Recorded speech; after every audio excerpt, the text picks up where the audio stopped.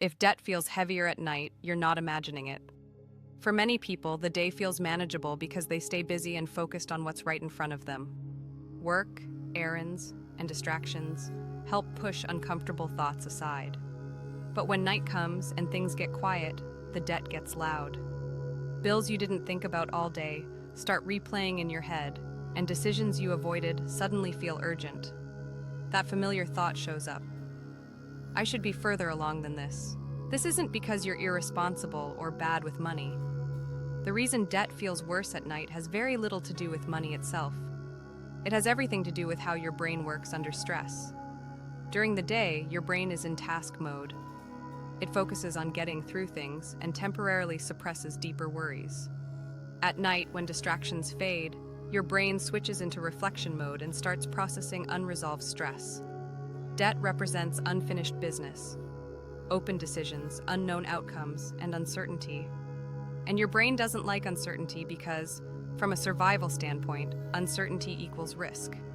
So at night, your brain zooms in on whatever feels unresolved. That's why debt feels heavier then. Not because it got worse, but because your brain stopped distracting itself. By nighttime, your mental energy is already low. You've spent the day making decisions and managing stress. This is decision fatigue, and when it sets in, your brain becomes more emotional and less rational. That's why nighttime thoughts often feel dramatic and absolute. What if I never fix this? What if I'm stuck forever? Those thoughts feel convincing not because they're true, but because your brain is tired. A tired brain amplifies risk. So if debt feels overwhelming at night but more manageable again in the morning, that's not inconsistency. That's biology. Your brain isn't sabotaging you. It's trying, clumsily, to protect you by forcing you to notice unresolved uncertainty. The problem isn't the thoughts themselves, but the open loops behind them. This leads to an important question. If unresolved stress causes nighttime anxiety, why don't people deal with money during the day? The answer is avoidance, and avoidance isn't laziness, it's self-protection. When you're already under pressure, your brain looks for ways to reduce discomfort. Money decisions carry emotional weight. Fear of bad news, fear of making the wrong choice, fear of confirming things are worse than you hoped. So your brain suggests, not now, I'll deal with it later. Avoidance works in the short term because it reduces discomfort during the day. But it leaves open loops behind, and open loops don't disappear. They wait. They wait until your brain finally has space to process them, which is why they show up at night. This creates a cycle. Avoid money during the day to feel better, then replay everything at night because nothing was resolved. That's why nights feel heavier, sleep gets harder, and anxiety grows. Then the next day, you wake up tired, and avoidance feels even safer. This isn't a character flaw. It's a stress response. It's also why traditional advice often fails. Budgets and tracking systems are usually introduced when people are already overwhelmed. A budget assumes spare mental energy and consistent decision-making. But debt already drains mental bandwidth. So budgeting under stress feels like pressure, not clarity. Another thing to manage, another opportunity to feel like you failed. Budgets also increase decision frequency. Every purchase becomes a choice, and every category feels like judgment. Under stress, this leads to decision fatigue and shutdown. So the very tools meant to create control often reinforce avoidance instead. More effort, more pressure, more shutdown. What works instead is the opposite of complexity. Instead of adding decisions, you reduce them. Instead of tracking everything, you focus on one thing.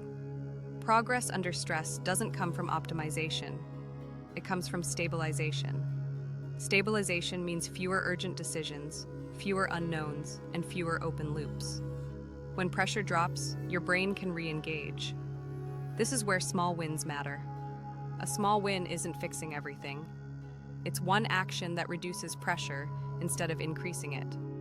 That might be reducing one bill, making one phone call, applying for one program, or finally understanding one option clearly. The size doesn't matter. The effect does. Every small win closes an open loop, and closed loops give your brain certainty. That certainty tells your nervous system, this is manageable. Once that happens, something shifts. You stop bracing, stop spiraling, and start thinking more clearly. That's why many people notice their nights feel calmer after handling just one thing during the day. Small wins don't work because they're clever. They work because they're manageable. They don't require confidence, motivation, or perfection.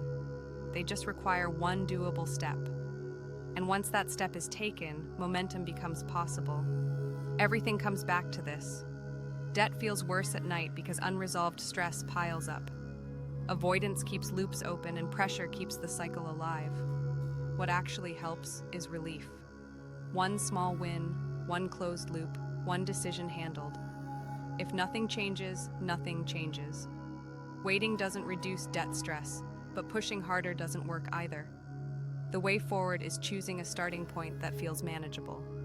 If debt feels heaviest at night, the most helpful thing you can do is take one small action during the day that reduces pressure instead of increasing it. That's why I created a free one-page mini plan.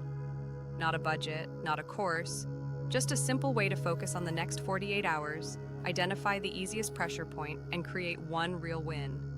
You can go through it in about 10 quiet minutes.